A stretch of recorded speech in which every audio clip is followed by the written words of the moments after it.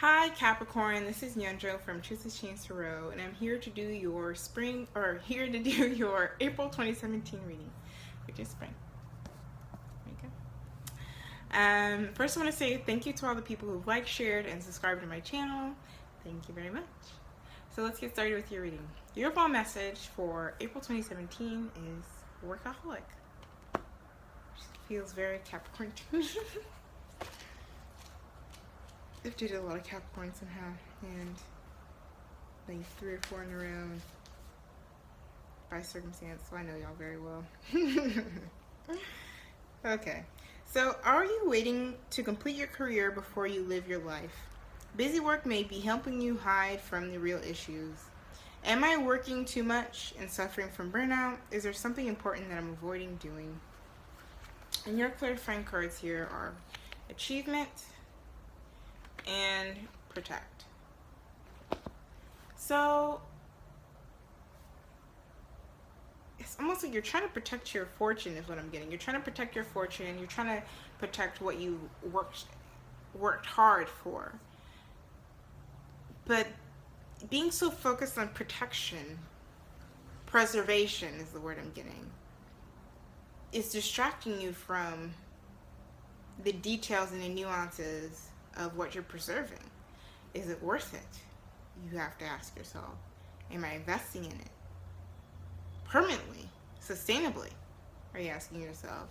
Like, it just seems like, you know, there's a sadder side of Capricorn where y'all can get really into focusing on this sort of material stability. It's not all Capricorns, obviously, but there's an idea of this need for stability. Like, if you don't have a ground to if you have your feet in the air and there's no grounding anywhere, you feel out of place. You feel out of sorts. That you have to have the earth there with you. But right now, the earth is saying, go up into the air. Let go.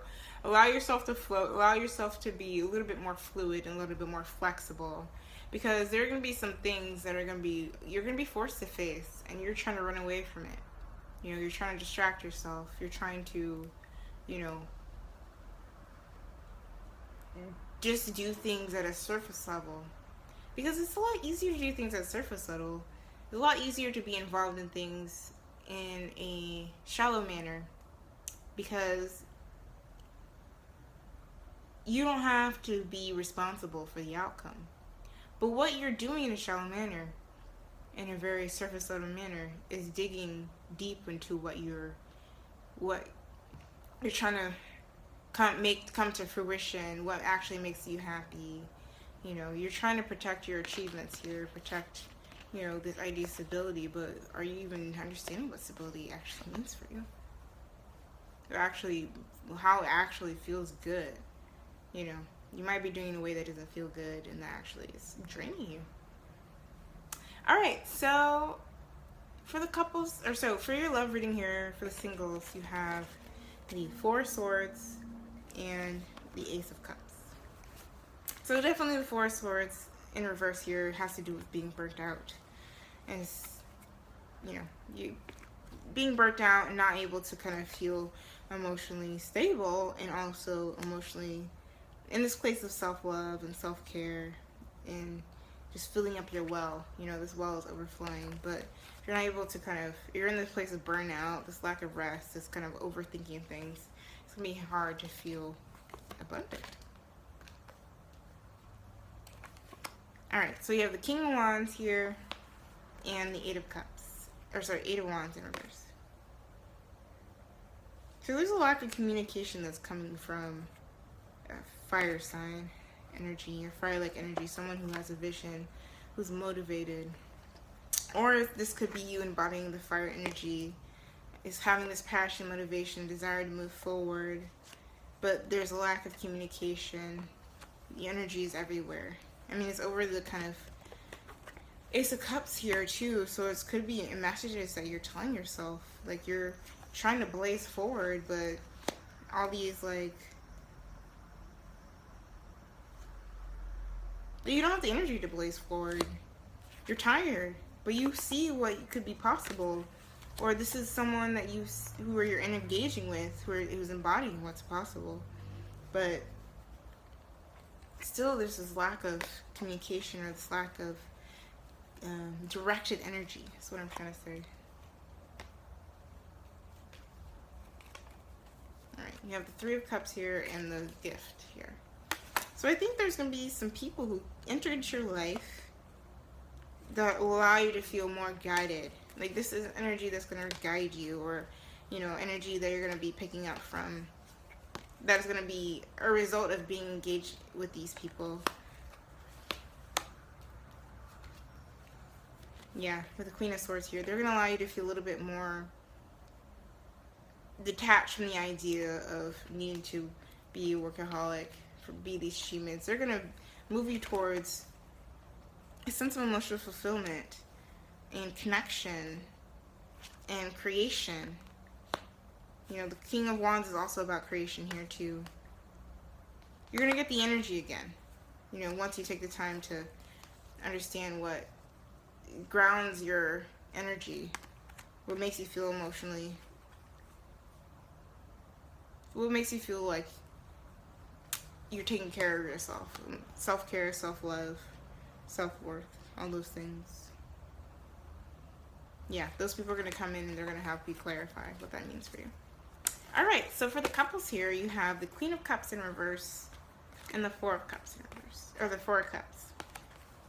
So, there could be a person or an energy or mindset that is very emotionally, like, overwhelmed. Or a little bit manipulative, a little bit passive-aggressive, not forthright. And as a result, it's just making you feel very apathetic. It's making you feel, this dynamic in the relationship is apathy. You know, not really looking at the opportunities to be able to move it forward. Yeah, so this is definitely about forward movement. You have the Page of Wands and the Knight of Swords. But this forward movement is kind of reckless. I mean, the Page of Wands is fire energy, and when fire is combined with air, it's just like, really just can be explosive. Like, air just gases up fire and makes things go forward and, you know, make things explode. You can see the person here is just kind of like being enveloped by the fire. And the Knight of Swords is like also about communication. You have almost all the elements here. Your element is missing, Capricorn. I got a message, but I lost it. Oh, you're focusing on the wrong thing. You're focusing on the wrong thing. The dynamics in the relationship, you're all focusing on the wrong thing. You know, you can see the person is staring off the space. They don't see the other cups that are present. Like, you're staring at all this emotional manipulativeness, pettiness, passive-aggressiveness. But I mean, maybe that's how y'all are engaging with each other. So you're not actually, you're being reckless, and you're not actually using that energy to be able to like, know how to move forward. Yeah, Five of Cups is asking, reverse, is asking you to release, like, just being so heavily focused on what is not working, because that's making you feel stuck. With the Death card here in reverse, it's making you feel stuck, it's making you feel unable to move forward, it's making you feel just like things are happening, the same thing is happening over and over and over and over again. It's like, I told you so, like someone arguing, like, oh, I told you so, well, I knew that was going to happen again, like, blah, blah, blah, just like all these things that you feel stuck, like you just feel like you're just repeating the habits of patterns of the past, and, you know, you're unable to kind of close this chapter of how you're engaging and how you're engaging in your relationship, or how your partner is engaging with you. Regardless, it's just the idea of feeling stuck is what I'm getting. Alright, so for the work, passion, and community, you have the Eight of Wands here. Once again, Devil card, it's your card, Capricorn, and the Three of Wands in reverse. Well, like I said, this idea of communicating in a very obsessive manner. because that's the shadow side of Capricorn. Like I said, is this idea of being a workaholic, focusing on things to distract yourself. But with the devil card in this, you know, in the major arcana, it means that you are taking the chains off. You're taking the illusions off. You're like realizing that you're the one who's making this happen. You're the one who's creating these mindsets and these blockages. You know, it's very powerful to understand that you're doing that yourself, because then you know exactly how to remove those blockages. Because you have the 3 of Wands here in reverse, and it's just talking about just waiting for your ships to come in, and also just talking about also this idea of just looking in the wrong direction. Like, your ships are coming in, but you're just looking in the wrong way. It might not be something that you originally wanted to happen to come in, and that's why you're just looking at it. You're like, what is that? You're just like, I don't know what it is. I want that, but this is what's coming in. It's not what you're used to, but doesn't mean it's not good. Yeah, you need to change your perspective. You know, because your ideas are being, you know, impacted because of the past here. In terms of your work, passion, and community, your ideas are being impacted from the past. I got so motivated, y'all. Yeah, and with the Page of Wands here, again, in reverse. Wait, is this again? Was that the previous reading? Oh yeah, Page of Wands. With the Page of Wands here, reverse, it's like all that energy is being wasted. Your energy is being wasted on just centering the past. This idea of being nostalgic. You know, trying to revive old projects, connections, and being part of old communities. Like, you're just trying to hold on to the past, but you need a new perspective. You're gonna have to sacrifice some things. You're gonna have to let go of some things so that your weight, so you're not just so distracted. Like, you know, that's a lot of what the workaholic card is talking about, is distractions. And the Hangman position, it's like, you can't have any distractions. You're upside down. Like, you really just gotta focus on, you know, the blood rushing to your head. You know, you just gotta, yeah, just have a new perspective. And you have the Queen of Cups here again. It's a prominent person, seems to be, because I think it's talking about having the emotional part of your process being very prominent, and also being very gentle with yourself. Like, treat yourself as if you're your own, like, caretaker, your own mother in the highest way of what a mother is. Like, just your own empress. You know, that energy is asking you to take care of yourself, because while this process. My mouth is blah blah blah blah blah. All right. So for your spirituality, higher purpose, and other messages, you have the Emperor. Emperor's coming up a lot. The Hierophant and the Empress. So what your challenge is here is definitely about control. We're letting go of control, releasing the desire for things to come in a certain outcome, trying to, you know, make these resources that are actually pretty, like, unsustainable, and trying to make them to foundation. Like, that's not what's gonna work. Like, what you need to know is just that there's a doctrine that you're in the process of creating, and this doctrine involves, you know, the achievement and the, sorry for the interruption. So, like I said, what you need to know here with the Hierophant is that you're in the process of creating a doctrine and philosophy. But what needs to be let go is the idea of needing to protect the achievements, having this idea, a certain sense of what stability can look like. Because what is coming into your life and what your advice is like the abundance that is necessary. It's like you skip a step. You have the Four of Pentacles. It's the the Emperor, which has to do with the number 4, and then the Empress, this is number 3. It's like you need to gather the resources. You need to do all that work. You needed to actually take things that are fertile, that are abundant, that are sustainable, these ideas, these relationships, these creations, whatever.